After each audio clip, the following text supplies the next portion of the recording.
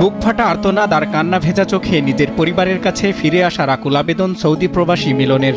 যে মানুষটি বিগত দিনে অসহায় মানুষের পাশে দাঁড়িয়ে চোখের পানি মুছে দিয়েছে, তার এই পরিণতি দেখে হতবাক স্থানীয়রা। রাজধানীর কদমতলীর রায়েরবাগ এলাকায় মা বাবা, স্ত্রী সহ তার ছোট্ট 2 শিশু নিয়ে বসবাস করতেন মিলন। নিজ উদ্যোগে রাস্তায় পড়ে থাকা অসহায় সুবিধাবঞ্চিত এতিম শিশুদের জন্য বানিয়েছিলেন একটি পাঠশালা, যেখানে 65 জন সুবিধাবঞ্চিত শিশুদের খাওয়ানো থেকে শুরু করে পড়াশোনা সহ চিকিৎসা ও বস্ত্র দিয়েছেন সম্পূর্ণ ফ্রিতে। অন্যদের উপকারে পিছপা হয়নি কখনো। 2020 সালে ভয়াবহ করোনার সময়ে যখন ঘর থেকে বের হতো না কেউ, ঠিক সেই সময় অসুস্থ রোগীদের জন্য ফ্রি অ্যাম্বুলেন্স সেবা চালু করে দিনরাত পরিশ্রম করেছেন তিনি।